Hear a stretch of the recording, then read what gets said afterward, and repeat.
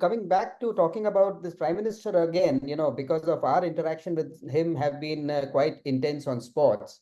And he has often talked about the role that sports can play in the nation's character building. Was there any talk around that? Yeah, there absolutely was. And he quite rightly, we both agreed that one of the big challenges that will probably be a drag anchor on the ability of countries to be able to meet the economic challenges of being, a global player is going to be the health and fitness, both mental and physical, of workforces. And the challenge going forward is that more and more of our global population are physically inactive. I think by 2030, something like a third of the nation, a third of the global population will be formally designated as physically inactive.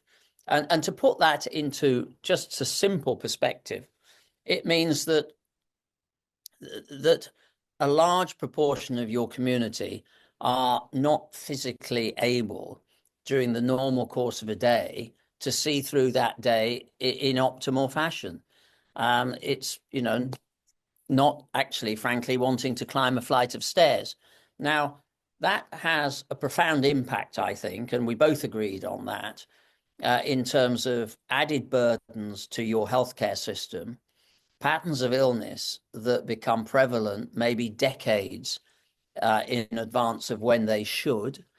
Young people in their 20s with diabetes and some preventable illnesses that normally wouldn't surface unless, in populations that were sort of getting towards their 60s. All this is a challenge.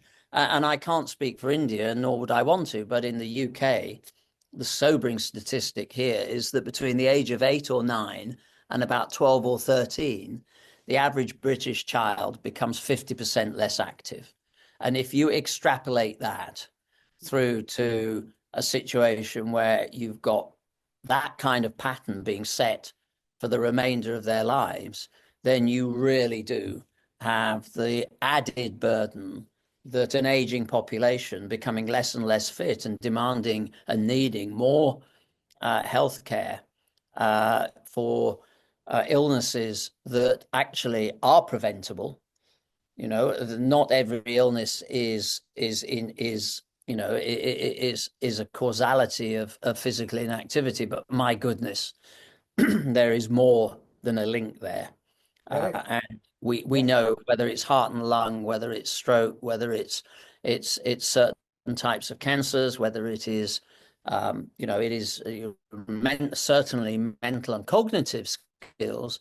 All these are complemented by having a nation that is fitter and healthier. In the UK, if you can shift the dial 0.5% on the nation's fitness, you can take it up literally at one fell swoop about $1 billion out of the national healthcare burden, and that's not a straight linear that's not a straight linear graph. That actually really becomes quite dramatic if you can even get a 1.5% increase. And imagine if the same thing were to extend to the entire world. Look at the numbers and what is the kind of savings that can accrue for all the countries to put into other things which are more important and more pressing. Well, yes, and also even when you've got healthcare budgets, you can be targeting things that are really that are posing you some big challenges, rather than actually just focusing your budgets on very reactive situations to patterns of health that really don't need to be as profound as they are. And this is, look, it was pleasing to hear a politician, a leader, talk in such long-term ways. I mean, most, we're all guilty of this as politicians. You tend to think about the next election, but I've been a politician. I know we all tend to think in terms of electoral cycles.